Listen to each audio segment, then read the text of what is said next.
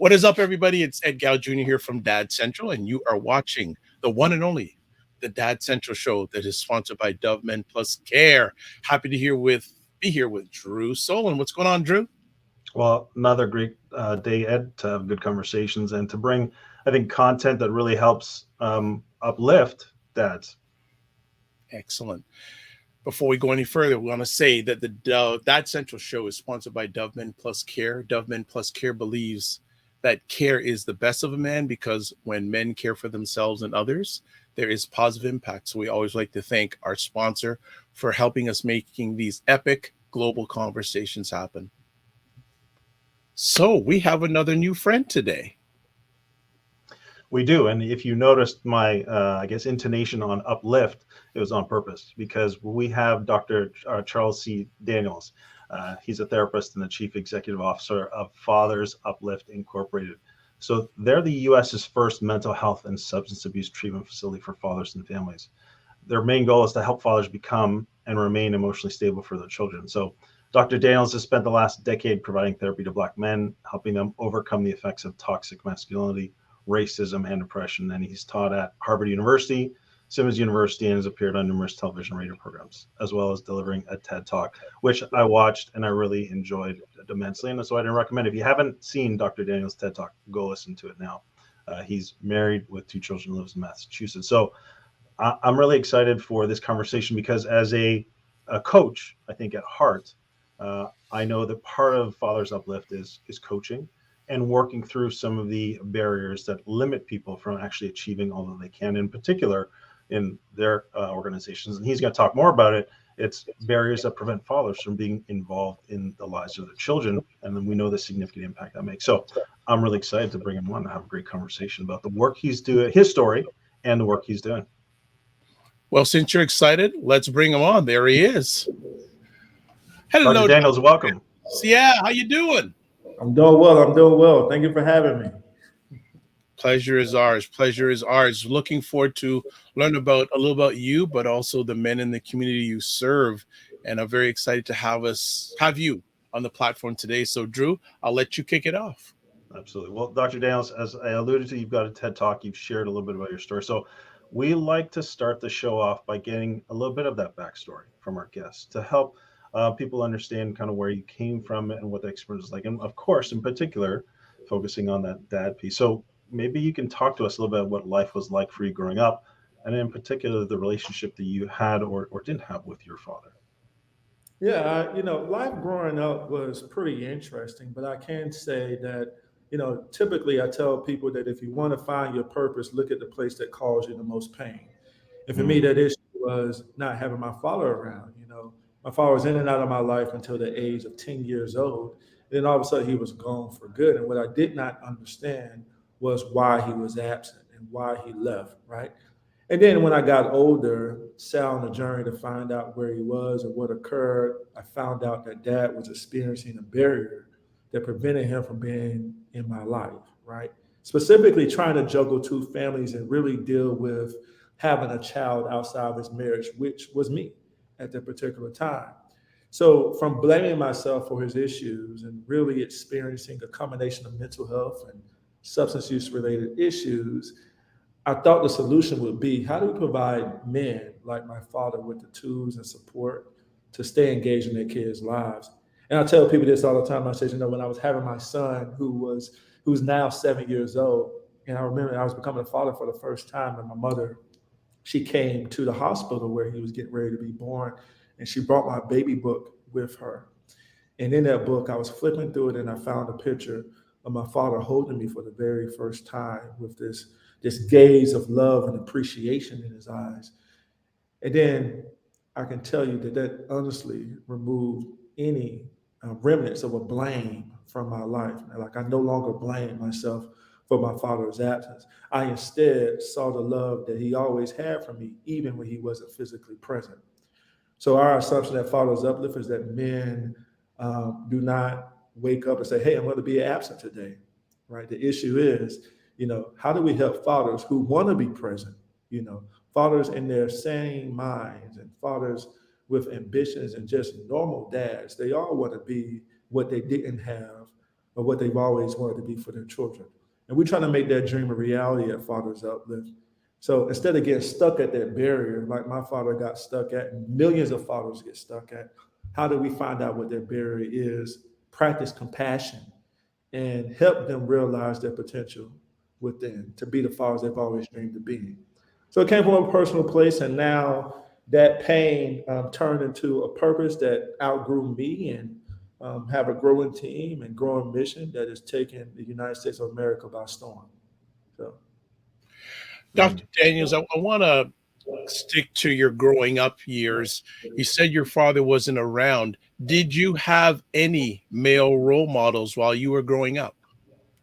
I mean, absolutely. I think the first answer to that question is yes. But from our experience at our clinic is that regardless of the presence of those positive male figures, there's always a yearning to know where you came from, and get connected to a father, your father, right? So don't get me wrong; those people have contributed immensely to my life, but that contribution did not delete the yearning for my father and having a relationship with him. So having that saved me, but also not having him really created some issues for me. So Yeah, and I can, I think, touch on that as well. When you shared the story about you seeing that photo of your father and the love that he had in his eyes, I had a similar experience not that long ago. I was a father. I have three children, and at the time, my son, who's my youngest child, he was probably about 4 years old. But with my childhood experience, my mother kept a lot of old items, and in that was a birthday card that my father had sent. And I was probably about 10 years old, and I didn't have my father in my life from the time I was about 7. And I'd always struggled with that yearning you talked about, of wanting to have him in my life. And so this birthday card was him in his writing, expressing his love and his just his feelings for me as his son. And as a almost 40-year-old at the time, um, it actually moved me so much that I broke down in tears and cried, because I had a knowing that my father always loved me, and I'd always wondered and questioned and had some of those questions you talked about in terms of why. So I think it's really, as you said at the end, taken the nation by storm, because I think that there's something really powerful in that recognition of there's always that yearning for a father, your father, where you've come from. So that's very powerful. So I just want to share that story. But maybe you can talk a little bit more about the approach you mentioned as well, that talks about compassion, because I don't know that we see a lot of that, or talk a lot about that when it comes to fathers. So absolutely. can you talk more about that? Yeah, for me and what we see in the United States of America at my clinic, and a lot of people that we're working with throughout the country, we see that there is a overwhelming number of men that are impacted by the United States of America's perception of what manhood should be, successful masculinity or successful manhood, what you should be doing for your children, the type of lifestyle you need to have to be able to care for them, right? Just these labels, like men are not supposed to cry, men are supposed to be tough, men are supposed to be strong. One thing that we understand when we are becoming fathers in the United States of America, a lot of our family members and hospital entities are really teaching us how to care for the mother, but there is not much information that teaches us how to care for ourselves throughout this process. So there's this huge emphasis on taking care of everybody else, but leaving us behind, right? But also being all things to all people, but not being able to be enough to yourself. So what we said was, looking at the programming needs and looking at, well, not necessarily programming needs, but looking at the variety of focuses that exist in parenting programs in the United States of America, we saw that there's so many parenting programs that teaches men and women how to be better to their children, but there isn't many programs that teaches men how to parent themselves. So our approach is really looking at this whole parenting structure and what it looks like, and applying those same characteristics that we're teaching men how to do to other people and do to their children, how to care for their loved ones, and say, you know what? How do you become a better parent to yourself? Those same things that you do for other people. What does it look like to be that parent that you didn't have, or that parent that you did have to yourself? And I think that's a different way of reframing self-love, self-worth, self-parenting. But I think it's equally important. Yes, it's important to learn how to be present for your children and learn how to feed a baby and things of that nature, but it's equally important to learn how to be present for yourself. So we focus on the latter, and that's the approach that we take. Mm. I like Dr. Daniels what you said there, because from day one, when I was taking this journey about helping fathers and men, I saw a lot of organizations concerned about fatherhood, but not manhood. And I'm Mhm. a firm believer that before dad became a father, he was a man. So if the man isn't right, it makes that hill of fatherhood steeper. Would you agree? Absolutely, absolutely. And we see it all the time. Like, you can see the connection between one's capacity to love themselves and one's capacity to love their children, or one's capacity to beat themselves up and blame themselves for things that they can't not control, and one's capacity to take it out on their children or their loved ones. I mean, we think about domestic violence. It's an issue that occurs within before it's projected onto other people. So, really looking at that inner child and how do you be a parent of that inner child? That's the place that we start. You know. Maybe you can. I know we're probably jumping ahead, but I feel like it's too relevant to not get into it right now. I'm curious to know, that's very counter to a lot of approaches, right? Mhm. And it's very counter to, I think, the prevailing perspective you mentioned about men and masculinity. And so, how are you getting that approach to be successful, or how are you getting through the barriers, internal or external, that allows that approach to actually have its effect? Absolutely. I think it starts with trauma. I think it starts with consciously evaluating the experiences in our lives that cause the most pain, but also evaluating the influence of those experiences on our behavior, on our actions, on the things that we do, on the things that we like and the things that we dislike. I think it all starts with the root of your pain. And we tell men all the time, just because you're older, just because you're 40 or you in your 30s, doesn't mean that what you've experienced as a child left because of your age. It's still intact, right? There's things that you would never be able to forget when you were a child that occurred to you that influences how you act today. And for us, we believe that that is foundational to your parenting. It's foundational to how you are in relationship with other people. It's foundational to the chances that you give yourself after you've been rejected or you've been told no.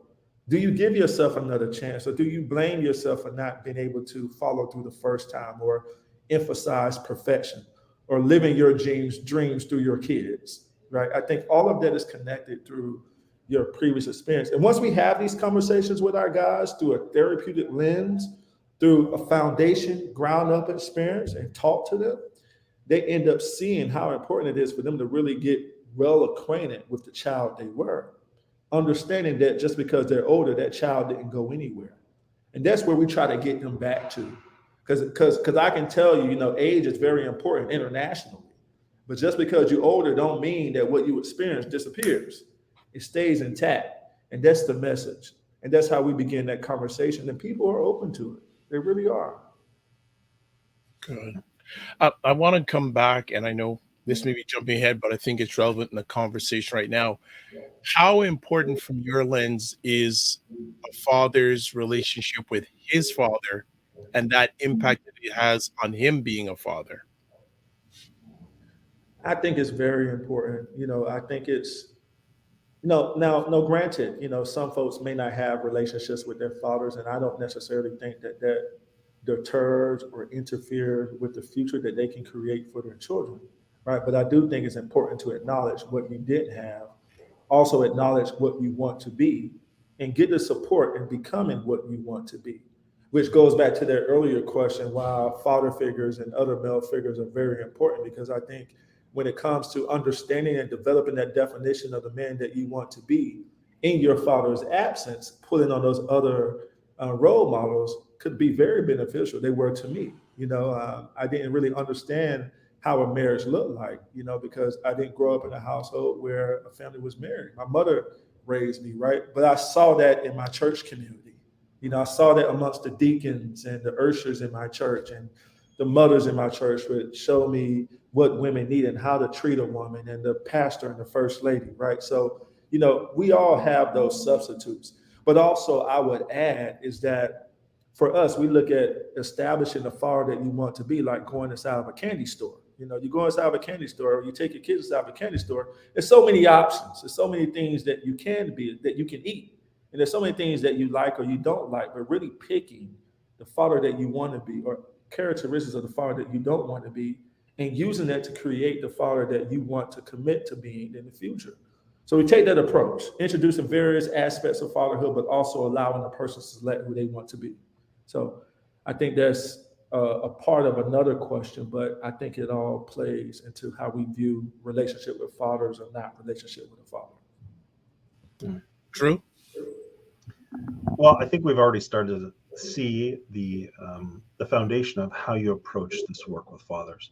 But maybe we could go back a little bit and get to the beginning of Fathers UpLift. So can you tell us the story of how Fathers UpLift came into existence? Absolutely. So for me, it wasn't my dream to be a therapist. It wasn't my dream to start an organization. Also, I actually wanted to be a corporate attorney and sue Fortune 500 companies. But All right, that's quite the pivot then. Oh yeah, I kept failing the LSAT. My scores were horrible, and no law school accepted me. And when I look back at it, I'm so thankful that I didn't get accepted, because what I enjoy is what I'm doing now. So that was a start. Trying to go to law school, trying to complete the LSAT and not doing well, and then I found myself applying to the School of Social Work in Boston, and the company that I was working for laid me off the same day that I received my acceptance letter. So I figured, hey, stay in Georgia and live with mom, or go to Boston and do something different. And I chose the latter. And when I got to Boston and I was in the first year of my clinical social work program, I saw this opportunity to get a fellowship, to receive funds to go into the community and address an unmet health need. In any schools of psychology or schools of social work, that foundational years, really understanding yourself and kind of being a therapist to yourself, understanding what you've been through. And I realized a lot of what I experienced was connected to my father. So I got the fellowship, and the unmet need that I addressed in my community was fatherhood. So Fathers UpLift started off as a fellowship project where I would do weekly support groups with fathers at a sober home, at a local Head Start community center. And what I realized when meeting with those fathers was that all of them were physically absent, but the love they had for their kids remained intact. And then I understood what prevented them from being engaged in their kids' lives, and how they ended up in the sober home in the first place. And it was severe substance use addiction, and also homelessness, right? But the love they had for their kids. Every week we would eat dinner and talk about how much they loved their kids, how much they honored their kids, how afraid they were to pick up the phone and re-engage. Like, picking up the phone is a barrier. Like, to say, I haven't been in my kid's life for 5 to 10 years.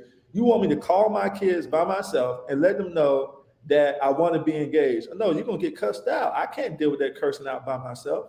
But those are barriers that you can easily ignore if you're not really in depth or connected to the population and really understand the issues. So for us, it was like, wow, for some, it's easy to pick up the phone and call your kids. But for people who haven't been present for 5 to 10 years, picking up that phone is like picking up 500 pounds, right? So that's where we learned, and how Fathers Up kind of started and evolved into this clinic to really examine that emotional issue, but also support with a lot of those external issues that keep men disengaged. So that's kind of a little bit of our story. And now we're here. So Dr. Daniels, I have 2 additional conversation pieces. First of all, reflect back. What was the first day like of Fathers UpLift? Listen, y'all just asking so many great questions. So, Drew trained me. The first We're day, good at digging. listen, the first day was scary. And it was one of my most challenging days. It was my first group at this Head Start Center. And I ordered 35 Subway sandwiches. And let me tell y'all something. I left with every sandwich in my hand. Oh, wow. Listen, nobody came. Nobody sent any dads. No Wow. dads came. So I'm like, wow. So I'm staring at the 35 sandwiches like, man, what the heck is going on? I spent all this money on these sandwiches of my $100 stipend, right? Oh, Thinking that all these dads are going to come. And, Subway's a good sandwich, and I ain't had no money at the time. So I had dinner for for a few right? days. But getting over that hump of not seeing dads present really helped me pivot, but also it was a test because I could have easily quit that day. I mean, I was excited, flyers all over the building, 30 sandwiches in the room. I'm ready. Let's go. Wait for these dads to come. And nobody came. Nobody came. So that was the first day. That was the first day. So then building on that event, when was one of the first moments you said, yes, I'm doing the right thing?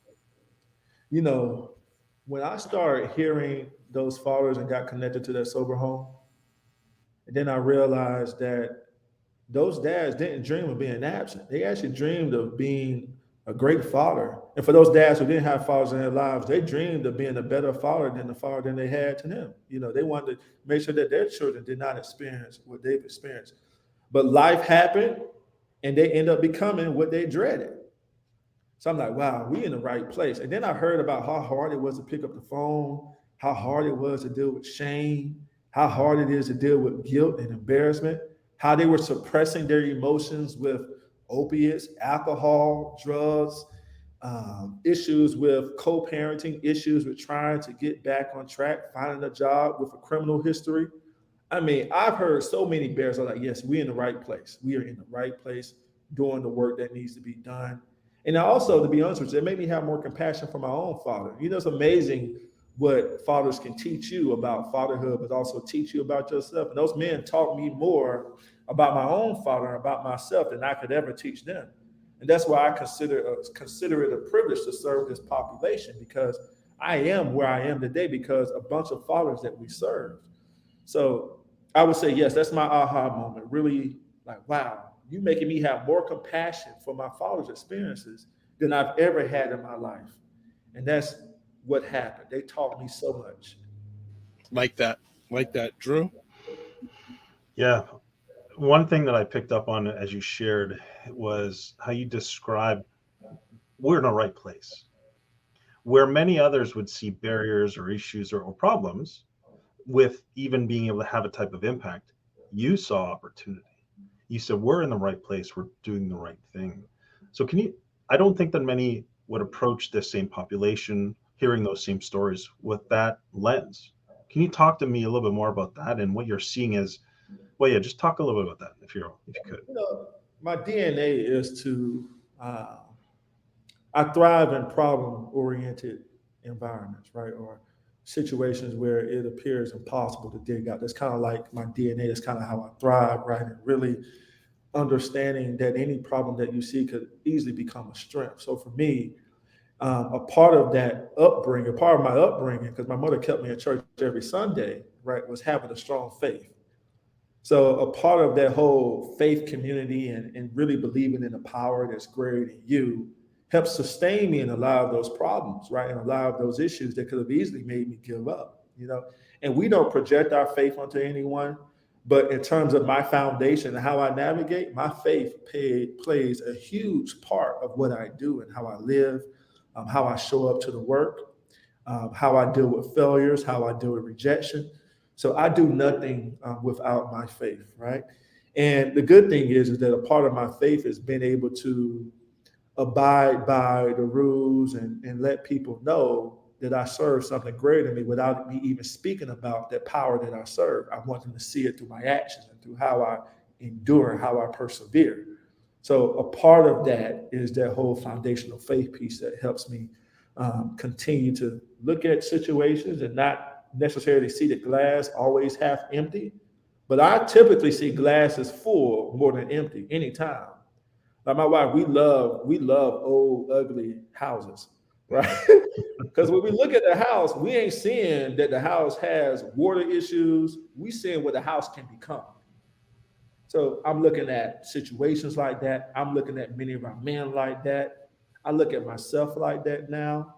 So it's just, I would say it's more so of a perspective a perspective, acquired perspective, because I wasn't always like that. That kind of developed over time. So, Mhm. You just mentioned you weren't always like that. When did the turn happen?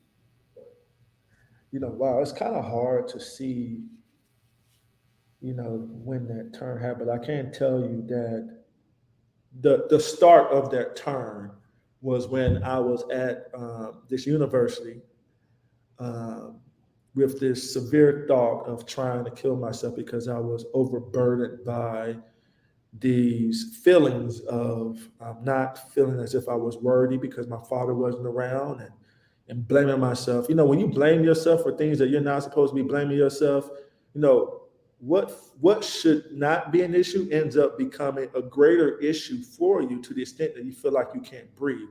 So I felt like I could not breathe. So I was on my way out that window. And then I remember thinking about my mother and thinking about a lot of people that loved me and really wanted to see me thrive. And then I imagined how would life be for them if I was to take my life. And I can tell you, when I got back in that window, I asked my higher power. I said, if I'm going to live on this earth, I need two things, right? I need to know why dad was absent, and I need to be able to use my pain to make a difference. I cannot live on this earth if I don't feel worthy and I can't make a difference and really understand why I am in so much pain. So for me, that was the turning point. And then when I became acquainted with many of the men throughout this journey, it just added more nurturing and care for my inner child, right? It added more reshifting, more reframing. That development happened. Oh, having a community really just kind of evolutionized the person I am today. It really just built me up stronger. I had to remember the community that I had that stood for me that Sunday morning when they made a vow to stand for me and stand in God for my father when I was getting ready to be baptized. I had to remember the people of my church, the deacons, but I also had to remember the dads that taught me a lot about fatherhood. So I also would say community, community, and also continuously being reminded that you're not to blame for anyone's actions. So I would say, I know that's a complex answer, but I can say when I think about it from nuts and bolts, that turning point was when I got back from out that window back into the dorm room when I was getting ready to kill myself. And then I had to constantly be reminded that I had a community that loved me, and that was my crutch until I was able to see my own value. And that was an ongoing series of reminders throughout the last 10, 12 years of my life. What I love about that is your realization that it's bigger than you. Mm-hmm. Mhm. So I appreciate you sharing that story, Drew. Yeah, I appreciate you sharing that as well. Thank you for the vulnerability and being able to bring that forward. I also heard the value of the community. Yeah. The old adage is it takes a village.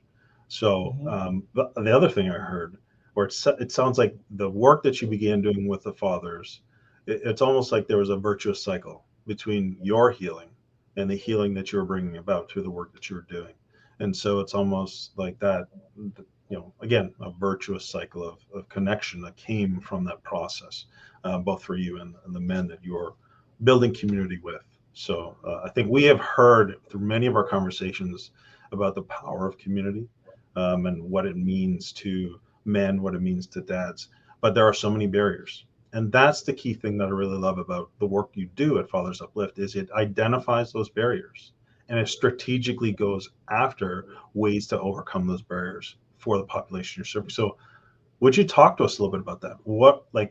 I mean, the question could be like, what's the greatest need you see in the population of fathers you serve? Or it could be, what are the barriers that you have identified and how are you working to overcome them and impact fathers? Wow. Greatest need for, I think the first piece seems to be right down our alley. I think both, but I think that first question in terms of the greatest barrier. And the greatest barrier that we see is the difficulties to exhibit and practice self love and self care, right? Amongst men who were taught to be hard on their lives and be strong on their lives, right? This whole concept of love can be very confusing and complex.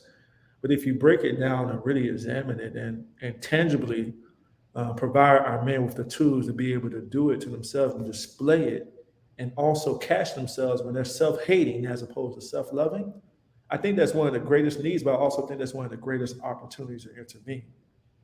And especially when we're dealing with other, societal stressors and issues that we may not be able to erase ever as long as we are living. But if you strengthen a man's core and his ability to see how valuable he is, despite what happens on his outside, he can do anything he puts his mind to. So we start deep internally because I believe that that's the compass for how you navigate, even when you're dealing with racism, even when you're dealing with homelessness, when you're dealing with systemic oppression, when you're dealing with unfair child support regulations in the United States of America, or any outrageous name callings or disrespect that you have to deal with as a man, right? I think it's very important that we have opportunities for men to work on that core. And we did a scoping review, a systematic review that's on the verge of being published of many of the programs, the fatherhood programs out there. And what we see is that there needs to be more emphasis on self-worth and self-love programming that helps our fathers be able to strengthen that core. Because all the other stuff is good, like helping men get housing, helping men um, get connected to resources, right? But if that core ain't straight, you end up losing everything you work hard for. So there's room to do both effectively. And I think we got to do more work with that core, strengthening that core. So I would say that's the greatest need. And I would say it's the greatest need internationally. I would go that far by saying that.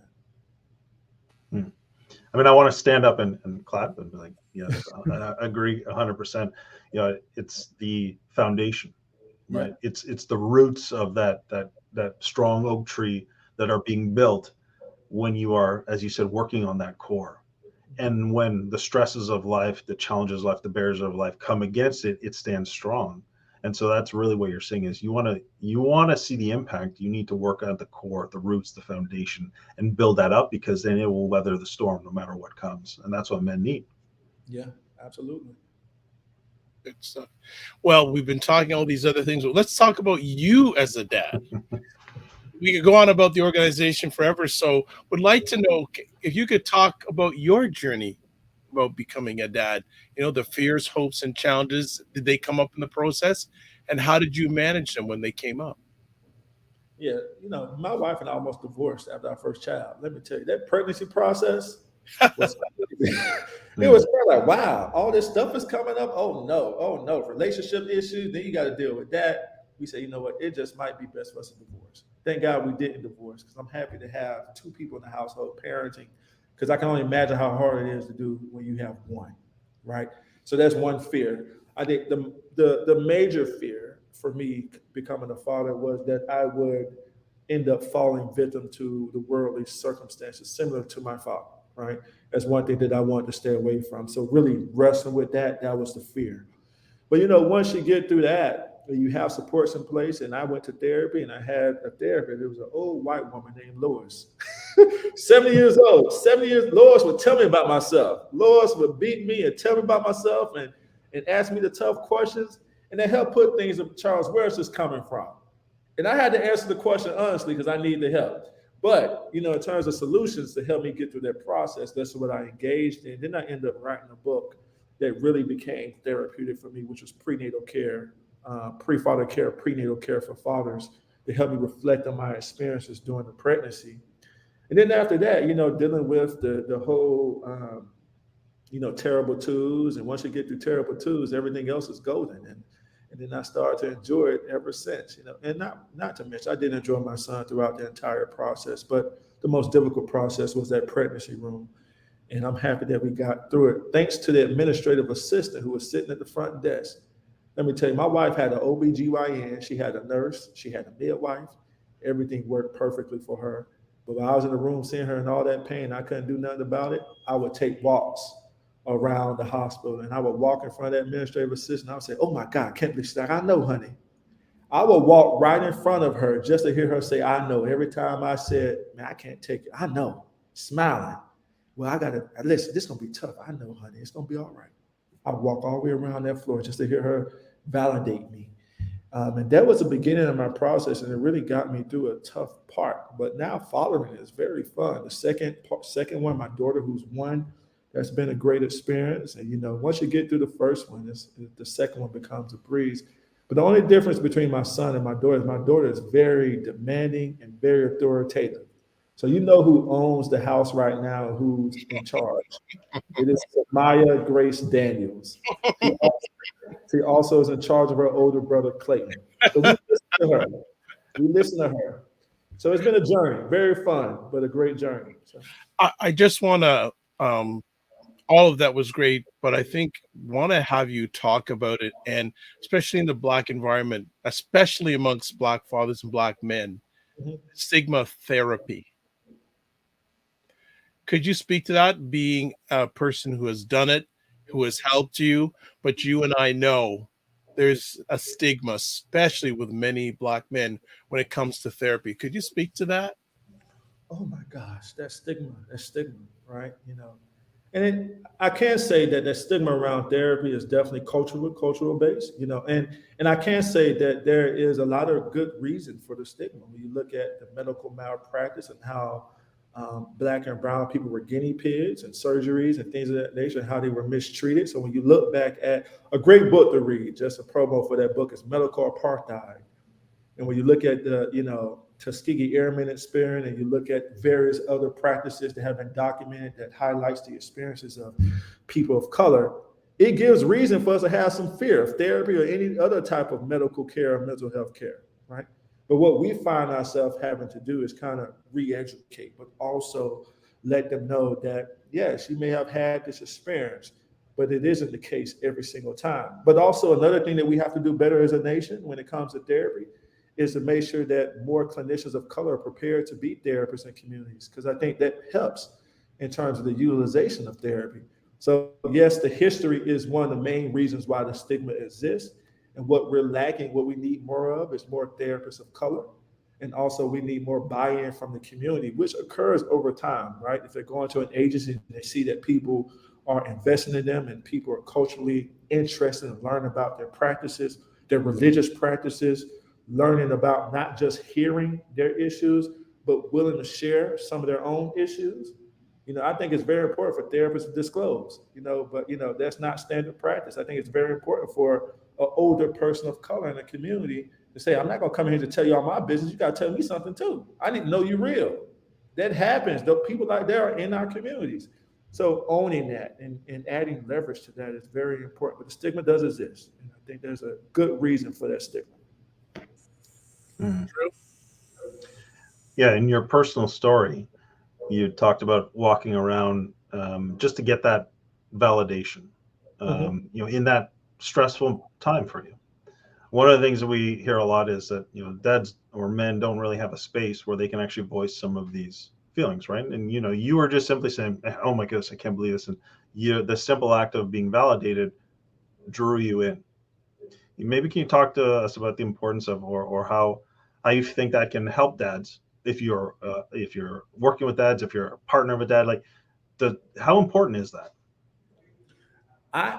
For me personally, I think that's the most important thing. I think customer service is the most important, that I feel like we have to put more emphasis on. How do we be customer friendly? How do we be follower friendly? I think just completing a curriculum isn't enough. It isn't enough, right? How do we make sure that guys feel like they have community after? And that comes through things like validation. It comes through things like calling them on their birthdays and let them know that you appreciate them. It comes through with random phone calls. Hey, I know it's a holiday season. Just calling to check on you and see if you need anything or if I can send anything for you. I mean, like if you go to the store and you buy this nice suit, the plastic on your nice suit really makes a difference for you. You feel like, hey, they take care of my suit. So I think we need to have plastic on how we are serving fathers. Mhm. What is the equivalent of plastic on our interaction with fathers similar to the suits that we buy that are expensive from stores? We want to make sure that they have the same feeling that we get when we buy that suit, right? Or when we get our clothes starched and ironed at a random store that does that, right? So I think those things are equally important. I would say customer service for me is the priority. I think you can't even get through the curriculum fully, right, without the customer service. And if you do get through it, I mean, it's just for the paper. But how can you make sure that you give them that piece that I really care, and then they can walk away with not only your certificate but a relationship, a family? And that's what we're focused on here at Fathers UpLift, giving God's family, not just credentials and certificates. Yeah. I want to ask, you've spoken a little bit about organizations like your own who serve and help, in this case, Black fathers.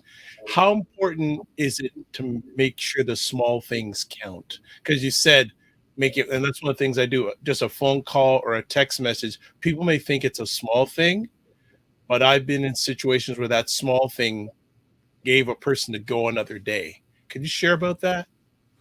Yeah, for me, that's 99% of the job. 99% of us is doing the small things and the stuff that's not required of us from a grant or required of us for completion of a program. I can't really speak to how important it is to make sure that we have people that are trained to do those things and to treat people like human beings.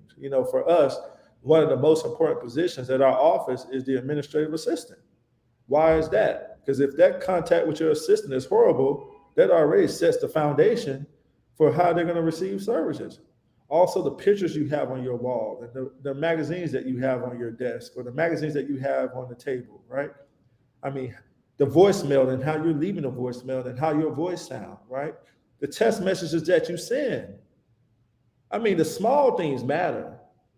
And I think, programs that are doing multiple things where fatherhood isn't necessarily a priority, I think in terms of re-engagement or consistent engagement, they can easily miss the mark because fatherhood isn't necessarily a priority. But also, I think they also can practice those small things, whether fatherhood is a priority or not. But I think they have to pay closer attention to the smaller things. And I think that's where a lot of practitioners mess up, is that we're not paying attention to the smaller things. Some of us are emphasizing more of the programmatic components and forgetting about the customer service stuff that's very important. And that's the major indicator of success for your program.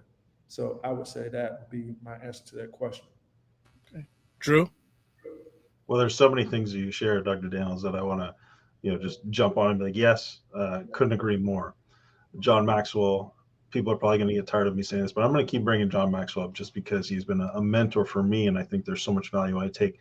He's got a simple statement of people don't care how much you know until they know how much you care. And in your example there, those small things, those details demonstrate care for the person, for the individual, and that draws them in first.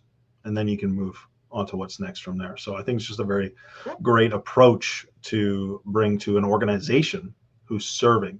And so thanks for sharing that perspective. So maybe you could do this for us. I'm just curious because I love the work that you're doing and I want to see continued growth for Fathers UpLift.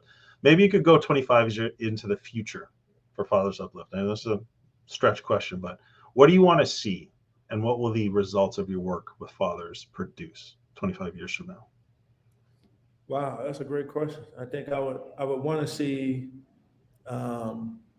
offices, brick and mortar offices for Fathers UpLift, where we're serving in communities where there's a need throughout the country.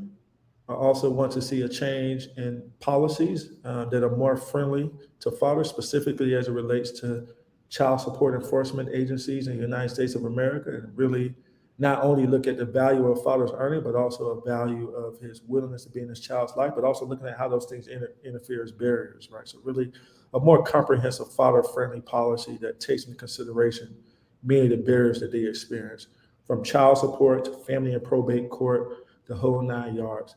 And I would like for Fathers UpLift to play a role in changing some of those policies, right? So that's one thing. That's the second thing that I would like to see.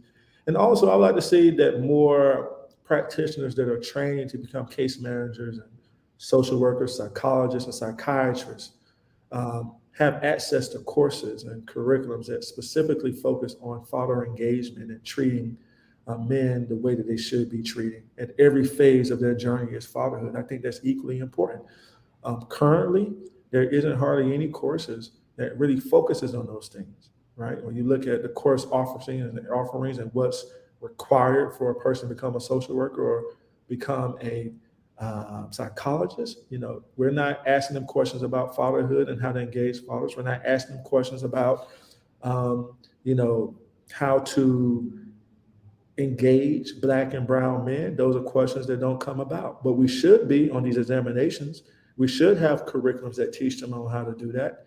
And I think that would contribute to practitioners being more prepared. So I would say to engage us, right? To engage fathers, but also engage Black and brown men. So when I think about 25 years from now, I would like to see that more practitioners trained on how to work with fathers at every phase of their journey, more comprehensive policies that support, that are more father friendly, hold them accountable, but also father friendly, from probate and family court to child support, and also more offices for Fathers UpLift throughout the country. That's what I'd like to see. Yeah, I'd like to see that too. Hear your vision, hear you talking about that. I want to see if I can slip in a real quick question. I know it's a terrible time to put in, but because you have a great lens, give us your lens on Black and brown fatherhood during the pandemic and Black and brown fatherhood now. Mm. So I think Black and brown fatherhood during the pandemic was reminded, right, in a very aggressive way that, and they knew that this was a reality, but they were reminded more so than ever, but also triggered more so than ever, that racism is still a real and prominent thing in our community. I mean, they witnessed modern day lynchings during the pandemic, right? Via news outlets throughout the country. Had to continue to see that. The second piece they had to deal with is communicating to their children what was actually going on throughout news outlets, specifically in the United States of America. What was going on? What happened to brothers like Eric Garner? What happened over here, right? So to not only be triggered and to witness some of these things, these modern day lynchings, but you also got to talk to your kids about it, talking about the burden that you have to experience and have to deal with, right? That came twofold during the pandemic. And you have to deal with COVID, right? And if you have other issues, you got to deal with that. So we're talking about compound stress, compound post-traumatic stress disorder, compound vicarious trauma, right? So you think about it from that angle. I think now we're trying to deal with that, and some of that stuff is coming down a little bit, but the reality is still present. So I would say that's the difference between what Black and brown men, fathers were dealing with during the pandemic and what they're dealing with now. I mean, we're still dealing with the residue of that whole experience.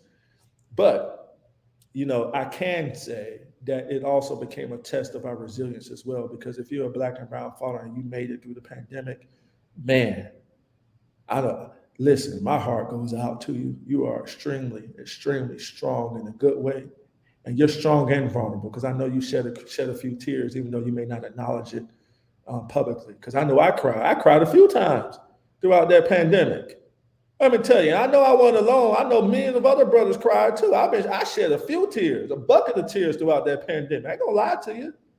But I think crying is sexy. That's just me. So if you cry, listen, we're gonna cry together and have a good time. But that's what I would say to answer your question. Thank you. Drew? Yeah, and why don't we finish off with this?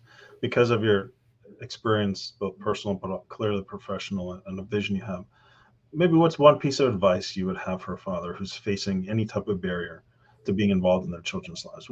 What do you need to say to that person who's listening today? Tell people all this time, even when your children don't understand what they want and need, or may not acknowledge it, they will always want you around. And we see that a lot. It may come out as anger. It may come out as lashing out or cussing you out, but they love you. They care about you.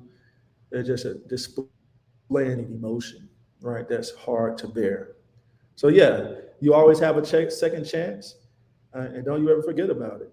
That's what we told recently. A father from who's on death row in Arizona wrote me and said that he wanted to be in his kid's life. And, we always tell dads, whether you're on death row or whether you're in the community and that you haven't seen your kids in 5 or 10 years, that you have a second chance. Keep trying. It gets better. And what they want to see is consistency. So keep it up.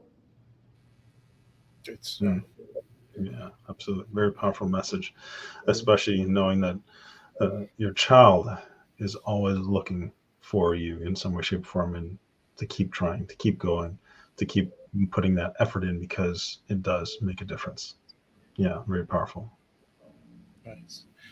Well, it has come to an end, unfortunately, because we all have us to serve, families to serve, and men to serve. And I'd like to say, Dr. Daniels, thank you for taking time today to be on the Dad Central show. If you're watching this, you can get in touch with the great organization Fathers UpLift at fathersuplift.org, Twitter at Fathers UpLift, Facebook Fathers UpLift Inc., LinkedIn Fathers UpLift Inc. So basically, anywhere you go social media wise, just put in Fathers UpLift because they've made themselves, I'd say, very Google-licious. So they have done a great stuff, and thank you so much for the hard work you and your organization have done, are doing, and will be doing. Look forward to hearing more of the successes, and we are here to help you and help fathers around the world be better. So thank you for your time today. Thank you. Thank you. Y'all got to invite me to Canada. I'm coming. All right. All Well, right. We can't wait to have you here. All right. Be well. Keep the faith. All right. Take care. All right, everyone. Another great conversation. And of course, we asked Drew to give the wrap up. Wrap up's hard for me on this one because there are so many, I think, great messages that Dr. Daniel shared with us. But I think I'll just wrap it up for me personally. The fact that compassion was one of the things he led with. And I think we heard compassion through all of what he shared as far as the work that they're doing in Fathers UpLift. And being able to acknowledge the value of men and come alongside them, as opposed to ostracize them, ridicule them, challenge them, all those other things. And I think that that's the value that they're bringing to a population that certainly needs it, and in a way that's clearly making a significant impact. And so it's I think a very powerful and important message. So compassion is the takeaway for me today. I will quickly just say, of the many things, one of the things that stuck out, and I've always believed in this since I started this journey of helping fathers and men around the world, look at the man first. He was a man before he was a father. I've always believed that, and I agree with Dr. Daniels. I think that's the best way to approach it, because there are dreams, goals, and desires that a father hasn't achieved as a man that we don't want him to give up on. So I love what he had to say. I love everything he had to say, and looking forward to hearing more from him. And I'm looking forward to him to come to Canada too. So as we say, the Dad Central Show is sponsored by Dove Men Plus Care. Dove Men Plus Care believes that care is the best of a man, because when men care for themselves and others, there's a positive impact. Hey, we want to hear from you. Number of ways you can do that. Podcast at dadcentral.ca is email. You can watch us. Go to dadcentral.ca/podcasts. And also, we have a pile of resources, a lot of them free, on the website, dadcentral.ca. So I'd like to say thank you, everyone, for watching this. And wherever you're watching this, if you haven't subscribed, subscribe. If you subscribe, tell someone else to subscribe, because we have more epic conversations coming. Thanks, everyone. Be well. Make sure you give yourself grace, and don't just manage your time, manage your energy. Take care.